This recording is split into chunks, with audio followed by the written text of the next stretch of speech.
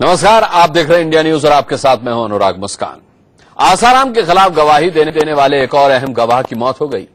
आसाराम के खिलाफ जब से मामले की सुनवाई शुरू हुई तब से लेकर अब तक 9 लोगों पर हमले हुए, जिसमें से 3 की मौत हो चुकी है। 9 गवाहों पर हमले के बाद आसाराम के खिलाफ गवाही देने वाला एक एक गवाह बेहद डरा हुआ है। आज बीच बहस में मुद्दा भी यही है कि आखिर आसाराम के खिलाफ गवाही देने वालों को गोली कौन मार रहा है, हमले कौन करवा रहा है, क्या ये किसी एक शख्स की साजिश है?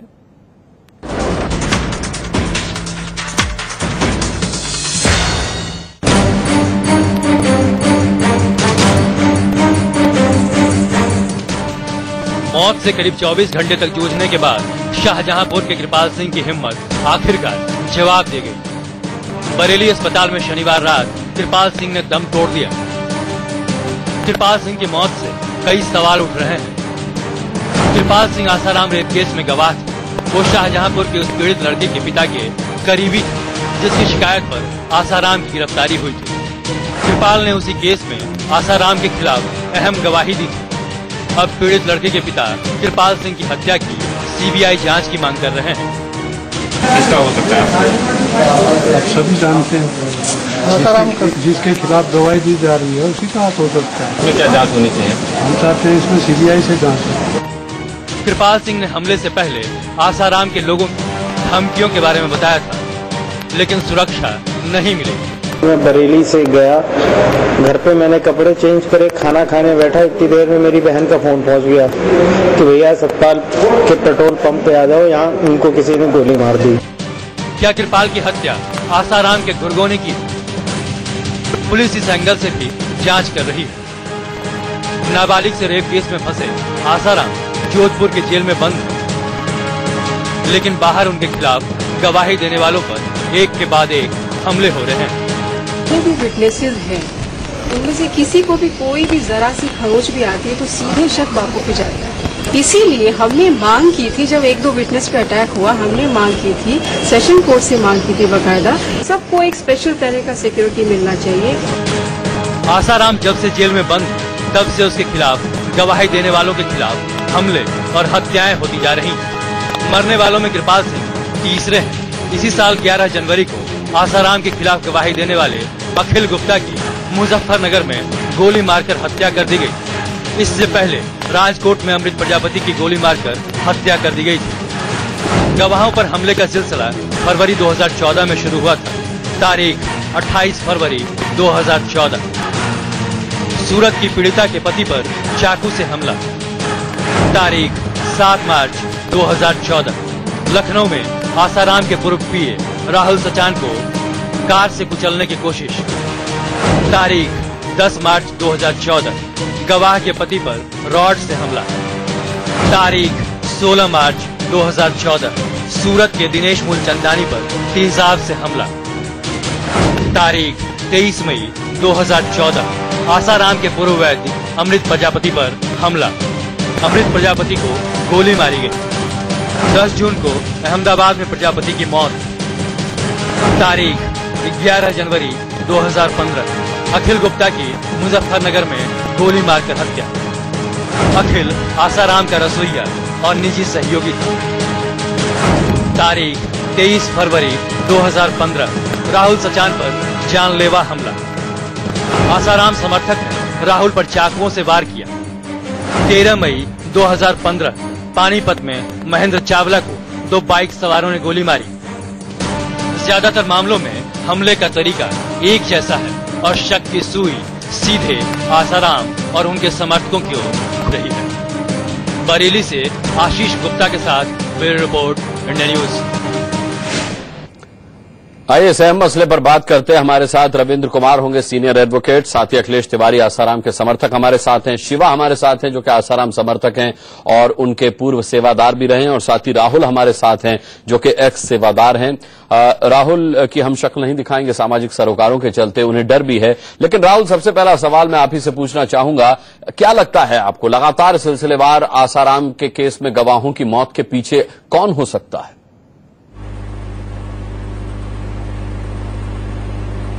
देखिए, हमलों के पीछे आसाराम और आसाराम का पूरा परिवार ही है। इस बात को अब बिल्कुल, ये बात बहुत ही सत्य बात है मैं आपको इसके बारे में जैसे कुछ एग्जांपल्स देना चाहूंगा। और आशाराम इस खेलों को बड़े तरीके से अंजाम देते हैं, क्योंकि वो एक शातिर खिलाड़ी है। उन्होंने वो क्या करते हैं, वो पहले जब कभी हमले की बात होती है तो सबसे पहले गवाहों की सुरक्षा की मांग करते हैं कि गवाहों की सुरक्षा होनी चाहिए। उसके कुछ समय के बाद हमले होते हैं। आप जितने भी हमले देखिए, मेरे ऊपर भी जो हमला हुआ, पहले कुछ दिन पहले सुरक्षा की मांग की गई, उसके बाद बड़े आशाराम ने बड़े शातिर अंदाज में इस खेल को अंजाम दिया और हमला हुआ। अभी तक जितने भी अटैक्स हुए हैं उनसे कुछ दिन पहले ही वो लोग हम लोग वो गवाहों की सुरक्षा की मांग करते हैं, कोर्ट में एप्लीकेशन लगाते हैं, ठीक कुछ दिन पहले। आप कहीं भी चेक करेंगे तो आपको ये पता चलेगा। ये लेकिन अंदाज में राहुल जो आसाराम की प्रवक्ता हैं, जो आसाराम के समर्थक हैं, उनका ये कहना है कि दरअसल ये काम आसाराम के विरोधियों का है। आपने सही कहा कि जब भी वो जमानत की अर्जी लगाते हैं उसके बाद कोई ना कोई ऐसा हमला हो जाता है। तो उनका ये कहना है कि ये हमले इसलिए किए जाते हैं कि उन्हें जमानत न मिल सके, उनका केस बिगाड़ने के लिए ये हमले कोई करवा रहा है। एक मिनट, नहीं, मैं आपको टोकना चाहूंगा, थोड़ा मैं रोकूंगा यहाँ पर, क्योंकि उन्होंने जमानत की अर्जी की बात नहीं कर रहा हूं मैं। अच्छा। गवाहों की सुरक्षा की बात कर रहा हूं। अच्छा। वो सर क्या करते हैं, गवाहों की सुरक्षा के लिए वो अपील करते हैं, एक एप्लीकेशन लगाते हैं कोर्ट में, उसके कुछ समय के बाद गवाहों पे हमले होते हैं। अच्छा। मेरे ऊपर भी हमला हुआ, कुछ समय पहले उन्होंने गवाहों की सुरक्षा की मांग की, उसके बाद हमला हुआ। तो ये कोर्ट को ये बताना चाहते हैं आशाराम कि हम लोग देखो गवाहों की सुरक्षा की बात कर रहे हैं और हमले हो रहे हैं। ये बहुत शातिर अंदाज में एक आशाराम खेल रहा है बैठकर। अच्छा, ठीक है, ये एक अलग बात है। और जहां तक ये बात कर रहे हैं कि अगर इस तरह से अगर हो रहा है कि जब वो जमानत की अर्जी लगाते हैं तब हमले होते हैं, इसका अगर वो तो सीबीआई की जांच की मांग क्यों नहीं करते, आज तक नहीं की। ये सिर्फ क्या करते हैं, मीडिया में बोल देते हैं कि सीबीआई की जांच करवाई, लेकिन कभी भी सीबीआई की जांच के लिए इन्होंने अब तक अपील नहीं की है। ठीक है, ये लोगों को बार बार बोल के गुमराह कर रहे हैं। ठीक है राहुल, मैं लौटूंगा आपके पास। शिवा, क्या राहुल ठीक बोल रहे हैं? क्या आप सही मानते हैं उन्होंने जो आरोप लगाया है उसको?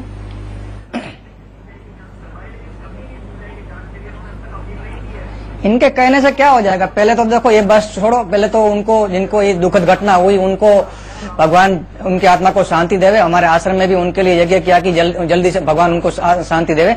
लेकिन राहुल का है कि बार बार एप्लीकेशन देते हैं, बार बार एप्लीकेशन नहीं दी जाती है, एप्लीकेशन एक ही बार दी जाती है। वो भी हमने 1 साल पहले हमारे पास एप्लीकेशन पड़ी है, पहले से दे रखी थी कि पुख्ता उनको सुरक्षा दी जाए। और रही बात की ये इनकी कृपाल सिंह जी ने की बयान पहले 1 साल पहले हो चुके, मेरे पास बयान है। और पूरे बयान में एक शब्द न तो बापू के खिलाफ बोला है, न तो आश्रम के खिलाफ बोला है। तो अगर हमारा वो दुश्मनी नहीं, हमारे खिलाफ भाई नहीं, तो हम उनको ये क्यों करेंगे? अगर हो तो भी तो पहले से बोल रखा है कि इनको पूर्ति सुरक्षा दी जाए। तो इनका कहने का मतलब कुछ है ही नहीं। पूरा आप चाहो तो पूरा का पूरा बयान की कॉपी दे सकते हो, 5 के 5 सारे पेपर है, उसमें से बापूजी के और आश्रम के खिलाफ कोई भी बयान दिया हुआ नहीं है उन्होंने। ठीक है शिवा, लौटूंगा आपके पास। अखिलेश तिवारी, साफ तौर पर ये मानना है शिवा का कि ये काम जो है वो आसाराम के विरोधी करवाते हैं जिससे उन्हें राहत न मिल सके।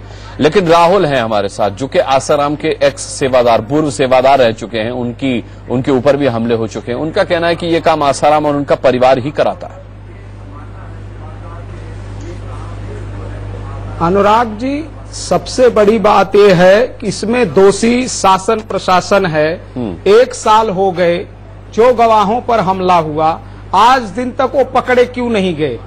ठीक है, तो हमारी तो ये मांग है कि इसमें इस प्रकार की एक उच्च स्तरीय जांच की व्यवस्था हो। लोकतंत्र में इस प्रकार का कभी भी इनको प्रोत्साहित नहीं किया जा सकता है कि लोगों की हत्या हो और जो कि अदालत से जिनका संबंध हो। मैं तो ये कहूंगा कि तत्काल आपके चैनल के माध्यम से मैं मांग करूंगा कि इस पर एक उच्च स्तरीय जांच की व्यवस्था हो और तत्काल जो दोषी हो उनको जेल में भेजा जाए और ऐसे लोगों को समाज में रहने का कोई अधिकार नहीं। ठीक है राहुल, आप क्या मानते हैं? क्योंकि अखिलेश तिवारी ने एक बहुत ही जायज सवाल उठाया है कि अगर ये किसी की भी साजिश है और साजिश के तहत ऐसा हो रहा है, चाहे वो आसाराम के विरोधी हों या आसाराम के समर्थक हों जो ये काम करवा रहे हैं, पुलिस और प्रशासन उन्हें अब तक क्यों नहीं पकड़ पाया? आपको इसके पीछे क्या लगता है?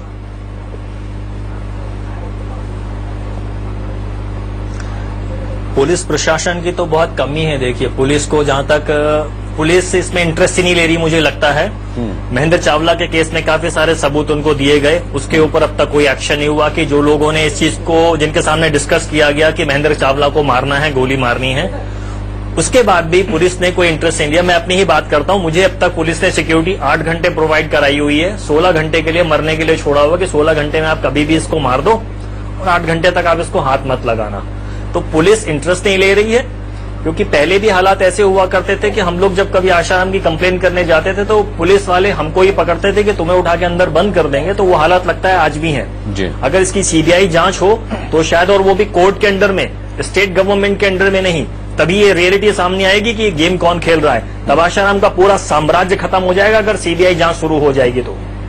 बहुत कुछ खुलेगा, बहुत कुछ खुलेगा इसके साथ। मर्डर्स तो सारे खुलेंगे, जो अटैक्स हो रहे हैं ये भी खुलेंगे। तब पता चलेगा कि इस सबके पीछे आशाराम ही है। आशाराम के साधक बिना आशाराम की आज्ञा के कभी भी हाथ नहीं उठाएंगे, कभी हमला नहीं करेंगे, कभी कुछ प्लान नहीं करेंगे। कुछ डिटेक्टिव एजेंसीज भी हैं जो हम लोगों को उन्होंने हायर की हुई, जो हम लोगों को डिटेक्ट करती हैं, जाकर हम लोगों के पूरे स्केड्यूल्स बताती हैं कितने बजे आदमी कब से निकलता है, उसके बाद ये हमला और उन चीजों को अंजाम देते हैं। और ये आशाराम के ही हैं। ये आपको जब एक जांच शुरू हो जाएगी तब आपको सारी पोल खुल जाएगी।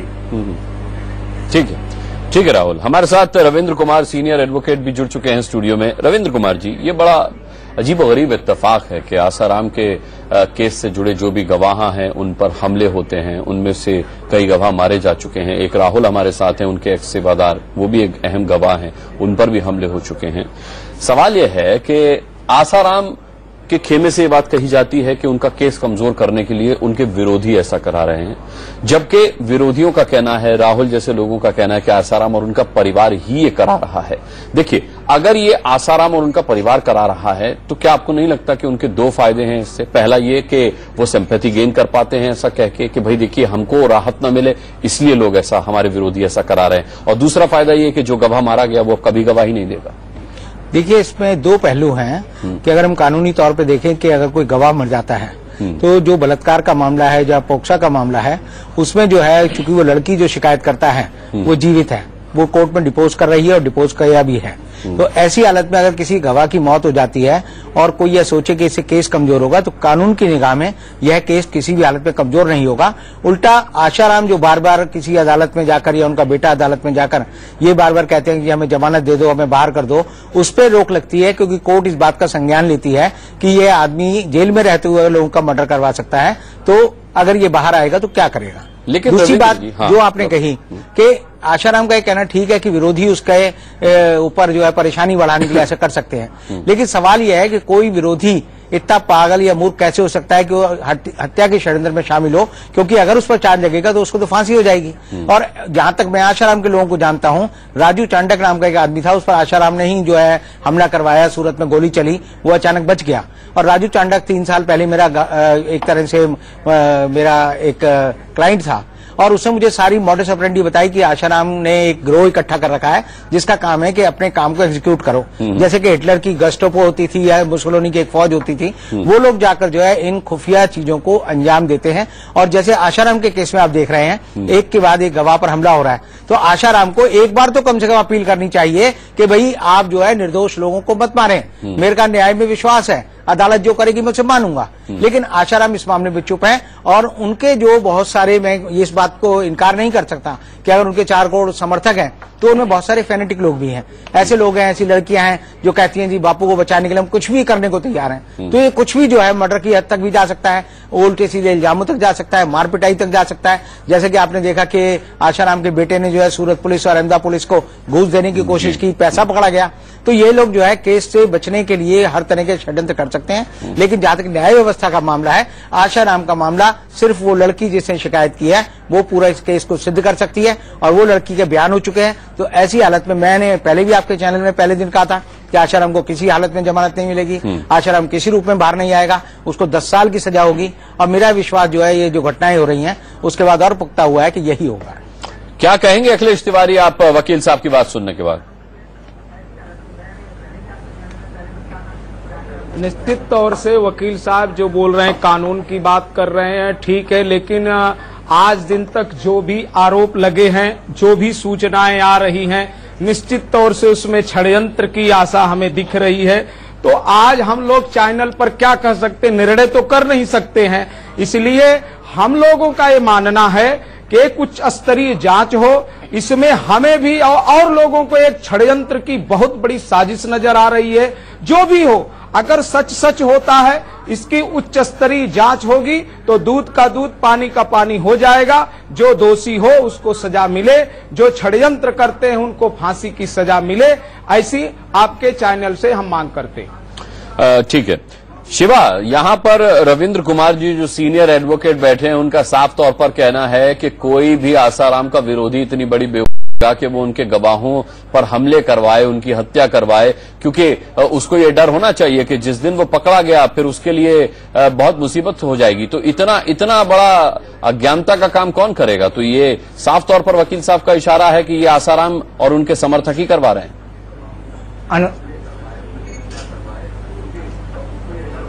अनुराग जी, मेरे को रविंद्र जी से भी सवाल है कि जिसके बयान 1 साल पहले हो चुके हैं, उसको कोई भी जरा हाथ लगाने से हमारी संस्था को क्या फायदा है? और उसके पूरे बयान में मैंने अभी आपको बताया कि एक शब्द भी बापूजी के खिलाफ और आश्रम के खिलाफ नहीं है, तो अभी उसके ऊपर हमला करने का क्या मतलब है? अब आश्रम के खिलाफ 2-3 टीमें बन गई हुई है, जानबूझ के एक दूसरे की टीम को एक दूसरे के ऊपर हमला करा के, ताकि जब भी बापूजी की बेल का वक्त समय आ जाए, सुप्रीम कोर्ट के आदेशानुसार 6 गवाह के बाद बापूजी को बेल सेशन कोर्ट दे सकती है, उसका आदेश था सुप्रीम कोर्ट का। उसके बाद 6 गवाह में से लास्ट बाकी थी सुधा पटेल। तो ये लोग जानबूझ के उनको पिछले 9 महीने से नहीं आने दे रहे थे। सुधा पटेल ने आके निर्भीक होकर यहाँ आके बयान दिया और इन सब षड्यंत्रकारियों के नाम लिए है, अमृत प्रजापति के और जो भी इनकी सारी टीम के नाम लिए है कि ये लोग मेरे को आने नहीं देना चाहते हैं और ये लोग बापूजी के खिलाफ मेरे को बोलने की पूरी कोशिश कर रहे थे। और इन्होंने यहाँ तक बोला कि कभी भी आश्रम में ऐसी कोई इसीलिए अमृत प्रजापति को ठिकाने लगा दिया गया शिवा? पूरा उन्होंने क्या इसीलिए अमृत प्रजापति को ठिकाने लगा दिया गया? क्या लगता है आपको? अरे जी, क्या इसीलिए अमृत प्रजापति को ठिकाने लगा दिया गया? राहुल साहब, मैं आप जब बोल रहे थे बीच में आपको नहीं बोला हूँ मैं। अब आप जब मैं बोलो तो बीच में मैं तो आप ही को बोलने का मौका दे रहा हूँ, मैं किसी और से बात ही कहाँ कर रहा हूँ।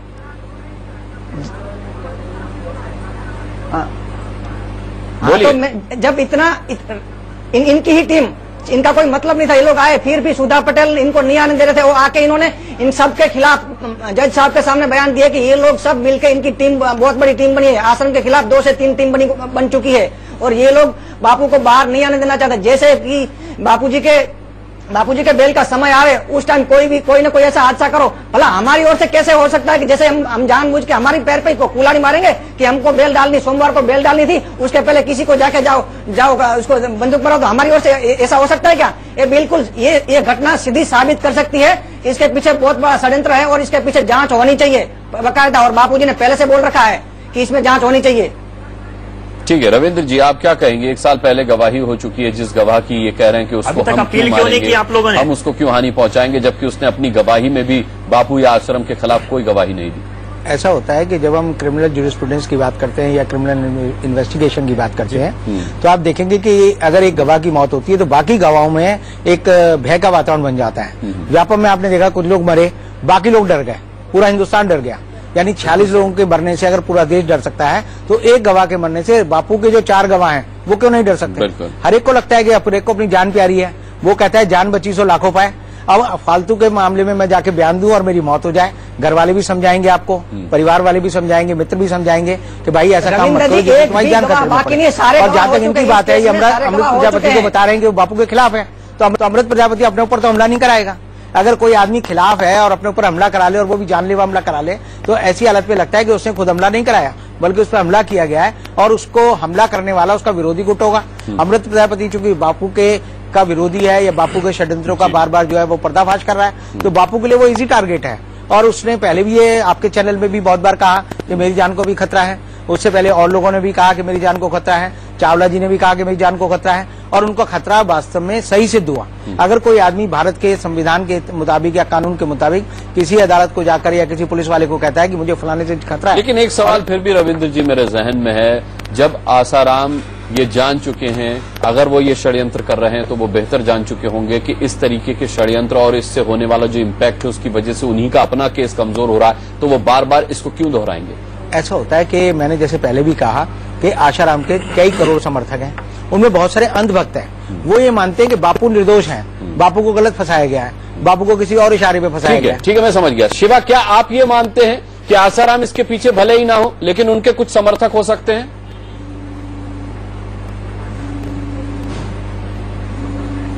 समर्थक नहीं, बिल्कुल सारी इनके जो विरुद्ध है, दो तीन गुट बने हुए हैं, नहीं समर्थक। ज्यादा अखिलेश तिवारी, क्या आप मानते हैं कि ये काम आसाराम का, उनके परिवार का भले ना हो लेकिन उनके समर्थकों का हो सकता है? नहीं, समर्थकों इतनी क्या पड़ी, इतना बड़ा रिस्क उठाने की समर्थकों को क्या पड़ी है? और दूसरी बात है कि आप ये वो समझता है कि बाबू के लिए कुछ भी कर गुजरने को तैयार है, जैसा कि वकील साहब ने कहा। एक भी गवाह बाकी नहीं है। लेकिन अनुराग जी, निश्चित तौर से ये जांच का विषय है, सरकार तुरंत फैसला ले, इस पर एक उच्च स्तरीय जांच हो। हम लोगों को कई महीनों से ये मांग चल रही है कि इस पर एक जांच आयोग बैठाया जाए, जो भी षड्यंत्रकारी जिस प्रकार का षड्यंत्र तंत्र अगर काम कर रहा है बोलते हैं, अंकुश लगाया जाए। जो भी मर रहे हैं वो भी राहुल बहुत अहम सवाल उठा रहे हैं कि आसाराम की तरफ से कभी कोर्ट में इस तरह की जांच क्यों नहीं की गई पुरजोर तरीके से? बहरहाल हम इससे ज्यादा आगे इस मुद्दे पर चर्चा को आगे नहीं बढ़ा सकते, वक्त की पाबंदी है। सभी का बहुत बहुत हम धन्यवाद करना चाहेंगे। बीच बहस में आज के लिए इतना ही। वक्त एक छोटे से ब्रेक का है।